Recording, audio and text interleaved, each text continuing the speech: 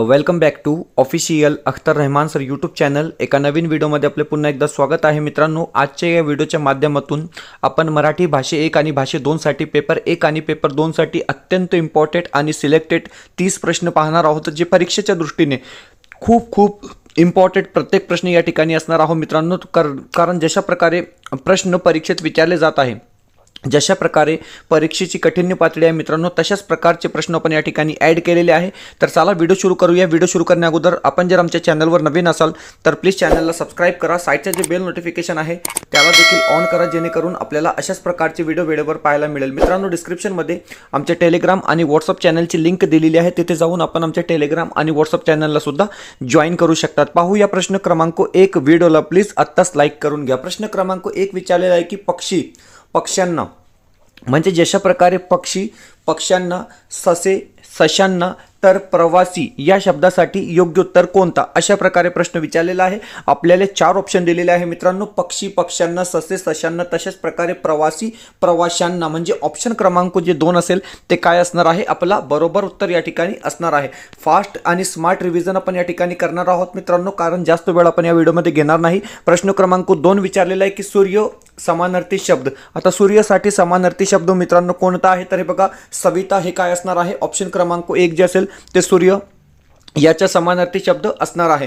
पुढचा जे प्रश्न आहे, प्रश्न विचारलेला आहे की गटात न बसणारा शब्द ओळखा. आता हे बघा मित्रांनो, गटात न बसणारा शब्द कोणता, तर हे बघा सूत, भ्राता, बंधू किंवा भाऊ. तर हे या ठिकाणी गटात न बसणारा जे शब्द असणार आहे ते असणार आहे सूत. आता याचे कारण काय, आपण कारण पाहून घेऊया. हे बघा कारण दिलेलं आहे की गटात न बसणारा शब्द सूत आहे, कारण भ्राता, बंधू आणि भाऊ हे तिन्ही शब्द भावांसाठी वापरले जातात. तर सूत या शब्दाचा अर्थ मुलगा किंवा रथाच्या सारथी असा होतो. पुढचा जे प्रश्न आहे, प्रश्न क्रमांक 4 विचारलेला आहे की विधायक या शब्दाच्या विरुद्धार्थी शब्द निवडा. आता हे बघा मित्रांनो, विधायक या शब्दासाठी योग्य विरुद्धार्थी शब्द कोणता, प्रश्न विचारलेला आहे. आपल्याला 4 ऑप्शन दिलेले आहे.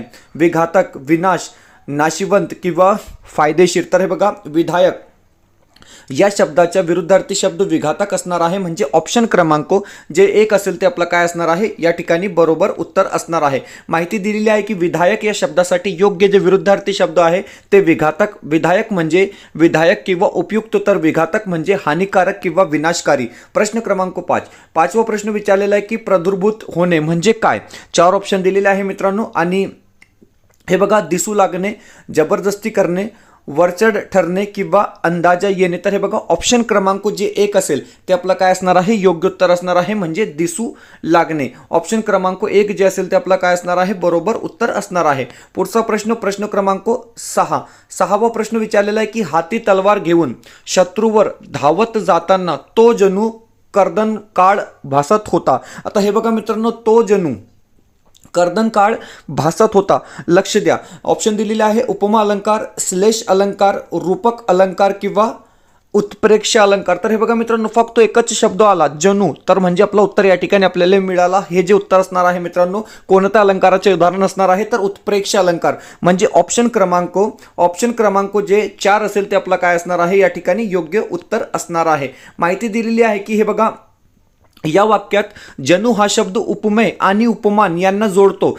जेव्हा उपमेय हे उपमानच आहे असे दर्शविण्यासाठी जणू शब्द लक्षात ठेवा मित्रांनो. हे बघा शब्द लक्षात ठेवा की जणू काय, गमे, वाटे, भासे यासारखे शब्द वापरले जातात तेव्हा उत्प्रेक्ष अलंकार होतो. हे तुम्ही समजून घ्या. पुढचा प्रश्न, प्रश्न क्रमांक 7. 7वा प्रश्न विचारलेला आहे की क्षणोशनी या समासिक शब्दाचा विग्रह निवडा. अतिशय सोपा प्रश्न आहे मित्रांनो की क्षणोशनी या समासाचा विग्रह कोणता, तर हे बघा प्रत्येक क्षणाला. ऑप्शन क्रमांक जे 2 असेल ते आपलं काय असणार आहे, बरोबर उत्तर असणार आहे. प्रश्न विचारलेला आहे की पानसाप या समासिक शब्दाच्या समासाचे नाव ओळखा. 4 ऑप्शन आपल्याला दिलेले आहे मित्रांनो. षष्टी तत्पुरुष, पंचमी तत्पुरुष, सप्तमी तत्पुरुष किंवा तृतीय तत्पुरुष.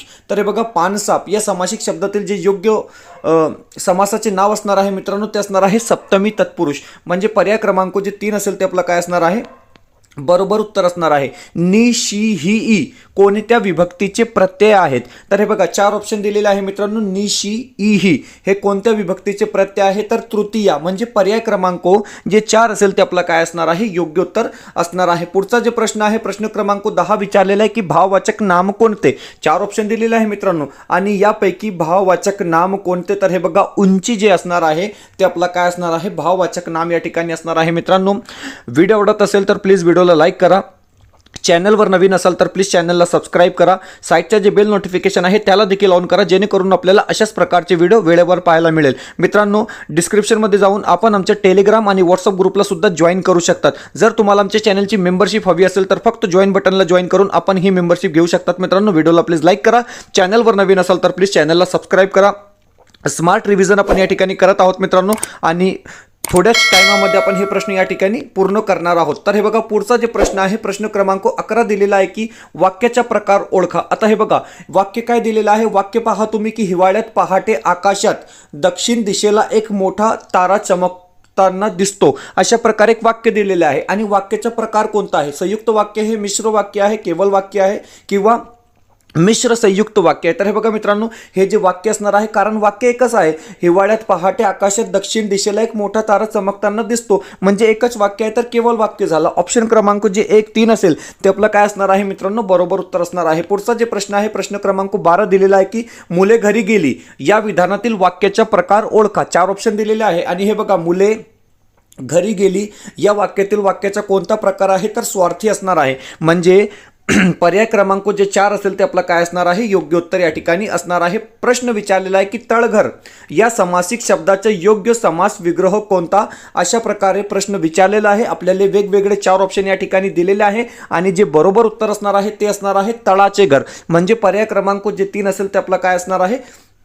राईट आन्सर असणार आहे. पुढचा जे प्रश्न आहे खालीलपैकी अव्ययभाव समासाचे उदाहरण कोणते आहे? अव्ययभाव समासाचे उदाहरण आपल्याला या ठिकाणी काय आहे मित्रांनो? उत्तर द्यायचे आहे. 4 ऑप्शन दिलेले आहे वेणी फेनी, माता पिता, त्रिशंकू किंवा आमरण. तर हे बघा मित्रांनो सोपा प्रश्न आहे. आमरण जे असणार आहे ते अव्ययभाव समासाचे उदाहरण या ठिकाणी असणार आहे. प्रश्न विचारलेला आहे की ती गुलाबी उषा म्हणजे परमेश्वराचे प्रेम जणू विधान खालीलपैकी कोणत्या अलंकाराचे आहे? तर हे बघा मित्रांनो पुन्हा या ठिकाणी काय आहे? जणू हा शब्द आलेला आहे. वाक्य असं आहे की ती गुलाबी उषा म्हणजे परमेश्वराचे प्रेम जणू हे विधान खालीलपैकी कोणत्या अलंकाराचे आहे? तर आपल्याला माहित आहे की उत्प्रेक्ष अलंकाराचे काय असणार आहे? हे उदाहरण या ठिकाणी असणार आहे. प्रश्न क्रमांक 16 विचारलेला आहे की पुढील नावांमधून मंगेश पडगावकर यांच्या कविता संग्रहाचे नसलेले नाव ओळखा. आता हे बघा Mangesh Padgaonkar previous year question आहे, PYQ हा प्रश्न आहे आणि यांचे कविता संग्रह नसलेले नाव कोणते? तर हे बघा संहिता यांच्या हे काय असणार आहे? योग्य उत्तर असणार आहे. प्रश्न विचारलेला आहे की हे बघा खालीलपैकी अतिशय क्रोध किंवा चीड या भावनेतून कोणता रस निर्माण होतो? तर हे बघा मित्रांनो अतिशय क्रोध किंवा चीड या भावनेतून निर्माण होणारा रस म्हणजे रौद्र रस. पर्याय क्रमांक जे 1 असेल ते आपला काय असणार आहे? योग्य उत्तर असणार आहे. प्रश्न क्रमांक 18वा प्रश्न विचारलेला आहे की विरुद्धार्थी शब्दाची अचूक नसलेली जोडी कोणती? तर हे बघा मित्रांनो अचूक नसलेली जोडी कोणती अशा प्रकारे प्रश्न विचारलेला आहे आणि पर्याय क्रमांक जे 3 दिलेला आहे द्वेष मत्सर हे काय असणार आहे? आपला योग्य उत्तर असणार आहे. प्रश्न क्रमांक 19वा प्रश्न आहे की जेव्हा मी जात चोरली कथा संग्रहाचे लेखक कोण आहे? हा सुद्धा PYQ प्रश्न या ठिकाणी असणार आहे मित्रांनो आणि आपल्याला 4 ऑप्शन दिलेले आहे. डायरेक्ट उत्तर आपण या ठिकाणी पाहणार आहोत. बाबूराव बागुल हे आपला काय असणार आहे? योग्य उत्तर असणार आहे. पुढचा जे प्रश्न आहे की चुकीचे समीकरण ओळखा. आता चुकीचे समीकरण कोणते अशा प्रकारे या ठिकाणी प्रश्न विचारलेला आहे. तर हे बघा संत एकनाथ भारुड बरोबर आहे, संत ज्ञानेश्वर ओवी बरोबर आहे, संत तुकाराम अभंग या ठिकाणी सुद्धा बरोबर आहे, परंतु संत नामदेव पसायदान हे या ठिकाणी काय आहे? तर चुकीचा दिलेला आहे मित्रांनो. कारण की माहिती दिलेली आहे की संत नामदेव पसायदान हे चुकीचे आहे कारण पसायदान संत ज्ञानेश्वरांनी रचले आहे. बाकीचे पर्याय बरोबर आहे. संत एकनाथ यांनी भारुडे रचली, संत ज्ञानेश्वर यांनी ओवी रचली आणि संत तुकाराम यांनी अभंग रचलेला आहे. तर हे बघा मित्रांनो तुमच्यासाठी ही शेवटची संधी आहे. अतिशय इम्पॉर्टंट डेटा आपण फक्त 399 मध्ये या ठिकाणी देत आहोत मित्रांनो. 16 तारखेपर्यंत हे ऑफर या ठिकाणी आपण ठेवलेलं आहे. 50% या ठिकाणी तुम्हाला ऑफ भेटत आहे मित्रांनो. यात तुम्हाला हिंदीचे नोट्स पेपर 1 आणि पेपर 2 साठी हिंदीचे प्रश्नसंच पेपर 1 साठी वेगळे आणि पेपर 2 साठी वेगळे, मराठीचे नोट्स, मराठीचे 400 महत्त्वपूर्ण प्रश्न मित्रांनो, जशा प्रकारचे प्रश्न तुम्ही आता स्क्रीनमध्ये पाहत आहोत तशाच प्रकारचे मोस्ट इम्पॉर्टंट 400 प्रश्न तुम्हाला भेटणार आहेत. सोबतच तुम्हाला बालमानसशास्त्र व अध्यापनशास्त्र पेपर 1 आणि पेपर 2 साठी 10 प्रश्नसंच मिळणार आहे आणि समाजशास्त्र व परिसर अभ्यास विषयासंदर्भात तुम्हाला 400 महत्त्वपूर्ण प्रश्न मित्रांनो या ठिकाणी फक्त आणि फक्त 399 मध्ये मिळणार आहे. आणि 16 तारखेपर्यंत आपण हे ऑफर या ठिकाणी ठेवलेलं आहे मित्रांनो, कारण जर तुम्ही आतापर्यंत काहीच अभ्यास केलेला नसेल तरी पण तुम्ही परीक्षेत काही ना काही करू शकतात, अशा प्रकारचा हा डेटा या ठिकाणी असणार आहोत मित्रांनो. तर आत्ताच या नंबरवर कॉन्टॅक्ट करून तुम्ही हे परचेस करू शकतात.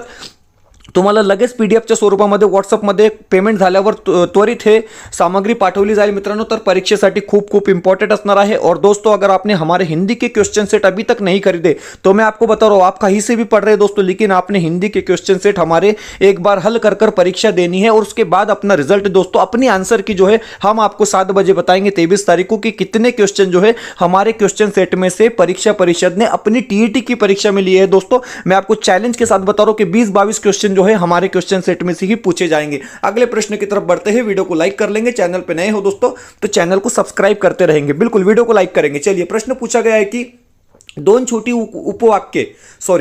छोटी वाक्ये उभयन्वी अव्ययांनी जोडताना कोणत्या विराम चिन्हाचा वापर करतात, अशा प्रकारे प्रश्न विचारलेला आहे. 4 ऑप्शन दिलेले आहे मित्रांनो, पूर्णविराम, अर्धविराम, स्वल्पविराम किंवा अपूर्ण विराम. तर हे बघा, अर्धविराम चिन्हाचा त्या ठिकाणी काय आहे वापर केला जातो. प्रश्न क्रमांक 22, सुप्रसिद्ध कवी ग्रेस यांचे नाव काय आहे. आता हे बघा, सुप्रसिद्ध कवी जे ग्रेस आहे त्यांचे नाव काय आहे मित्रांनो, तर माणिक गोडघाटे. ऑप्शन क्रमांक जे 1 असेल ते आपला काय असणार आहे, योग्य उत्तर असणार आहे. प्रश्न क्रमांक 23 विचारलेला आहे की लंबलचक कंटाळवाणे भाषण या अर्थाचा वाक्प्रचार ओळखा. आता हे बघा, 4 ऑप्शन दिलेले आहे आणि जे ऑप्शन क्रमांक 3 असेल एरंडाचे गुर्राळ, हे काय असणार आहे, आपल्याला योग्य उत्तर या ठिकाणी असणार आहे. प्रश्न क्रमांक 24 आपण पाहणार आहोत, पुढील वाक्यांमधून प्रश्नार्थक नसलेला वाक्य ओळखा. अशा प्रकारे काय आहे तुम्हाला प्रश्न विचारलेला आहे. तर हे बघा, काय कमालाची पोई दाखवतात लोक, हे काय असणार आहे मित्रांनो, प्रश्नार्थक नसलेला वाक्य असणार आहे. म्हणजे पर्याय क्रमांक जे 1 असेल ते आपला काय असणार आहे, योग्य उत्तर असणार आहे. पुढचा जे प्रश्न आहे, प्रश्न असा आहे की चुकीच्या पद्धतीने केलेले सामान्य रूप ओळखा. आता हे बघा मित्रांनो, चुकीच्या पद्धतीने केलेले जे सामान्य रूप असणार आहे ते असणार आहे जहरी. ऑप्शन क्रमांक जे 1 असेल ते आपला काय असणार आहे, बरोबर उत्तर या ठिकाणी असणार आहे. खालीलपैकी योग्य अनुस्वार दिलेला शब्द निवडा. आता हे बघा मित्रांनो, लेखन नियमानुसार शुद्ध शब्द कोणता किंवा योग्य अनुस्वार दिलेला शब्द कोणता. प्रश्न एकच झाला. पितांबर आपण कशा प्रकारे लिहितो, तर पितांबर आपण कशा प्रकारे लिहितो मित्रांनो, तर अशा प्रकारे. म्हणजे पर्याय क्रमांक जे 3 असेल ते आपला काय असणार आहे, योग्य उत्तर असणार आहे. प्रश्न विचारलेला आहे की खालीलपैकी कंठोष्ठ वर्ण कोणता. आता हे बघा मित्रांनो, कंठ प्लस ओष्ठ वर्ण कोणता, अशा प्रकारे प्रश्न विचारलेला आहे. तर ओ काय असेल आपला योग्य उत्तर असणार आहे. ऑप्शन क्रमांक जे 4 असेल ते आपला बरोबर उत्तर असणार आहे मित्रांनो. हा प्रश्न हिंदीमध्ये तुम्हाला नेहमी विचारला जातो, म्हणजे अशा प्रकारचा प्रश्न आहे की वग्विहार हा शब्दाच्या योग्य वर्णरचना कोणती. तर हे बघा मित्रांनो, या ठिकाणी जी योग्य वर्णरचना असणार आहे ते असणार आहे ऑप्शन क्रमांक हे उंग होता म्हणजे अशा प्रकारे हे या ठिकाणी होता, ते चुकीचं झालेलं आहे. म्हणजे ऑप्शन क्रमांक 2 जे असेल ते आपलं काय असणार आहे मित्रांनो, बरोबर उत्तर असणार आहे. पुढचा जे प्रश्न आहे, प्रश्न विचारलेला आहे की संधी करा. आता हे बघा, षटमास अशा प्रकारे एक शब्द दिलेला आहे. आता संधी करा या ठिकाणी 4 ऑप्शन दिलेले आहे मित्रांनो आणि षण्मास काय असेल आपलं या ठिकाणी योग्य उत्तर असणार आहे. पुढचा जे प्रश्न आहे, प्रश्न क्रमांक 30वा प्रश्न विचारलेला आहे की जगत प्लस ईश्वर म्हणजे काय किंवा जगत प्लस ईश्वर मिळून कोणता शब्द तयार होतो मित्रांनो. 4 ऑप्शन दिलेले आहे आणि हे बघा, जगदीश्वर आपलं योग्य उत्तर असणार आहे. म्हणजे पर्याय क्रमांक जे 4 असेल ते आपला काय असणार आहे मित्रांनो, बरोबर उत्तर असणार आहे. तर अशा प्रकारे अतिशय इम्पॉर्टंट 30 प्रश्न आजच्या या व्हिडिओच्या माध्यमातून आपण पाहिले आहोत मित्रांनो. आणि जवळपास किती टाइम लागला, तर फक्त 13 मिनिटमध्ये आपण हे 30 प्रश्न या ठिकाणी पाहिले आहोत मित्रांनो. कारण स्मार्ट रिव्हिजन आपल्याला या ठिकाणी करायचे आहे आणि अशाच प्रकारचे प्रश्न आपण पुढच्या 10-11 दिवस पाहणार आहोत मराठी विषय संदर्भात मित्रांनो. तुमच्यासाठी शेवटची ऑफर आहे 16 तारखेपर्यंत. व्हॉट्सअप नंबर दिलेला आहे, या नंबरवर कॉन्टॅक्ट करून तुम्ही ही सगळी सामग्री आत्ताच परचेस करू शकतात, जेणेकरून तुम्हाला परीक्षेत त्याचा 100% लाभ मिळणार आहे मित्रांनो. आणि हिंदीचे आमचे जे क्वेश्चन सेट है कि वह नोट्स है, उसको दोस्तों अगर अभी भी आप पढ़ लेंगे तो मैं बता रहा हूँ 12-14 दिन में भी आप हिंदी को तो ऐसे ही उड़ा देंगे, क्योंकि हिंदी का जो पेपर है वो हमारे बाहर नहीं जाएगा. मैं पिछले 2 महीने से यही बात आपको बता रहा हूँ दोस्तों. और 23 तारीख को जब आंसर की आएगा तो आंसर की में भी हम आपको बताएंगे कि कितने क्वेश्चन जो है हिंदी के हमने आपको पढ़ाए हैं और कितने क्वेश्चन जो है दोस्तों हमारे क्वेश्चन सेट में से परीक्षा परिषद ने अपनी टीईटी की परीक्षा में उतारे हैं. वो सारी चीजें आपको 23 तारीख को हम बता देंगे दोस्तों. फिलहाल वीडियो में इतना ही, मिलते हैं नए वीडियो में बेहतर अपडेट के साथ.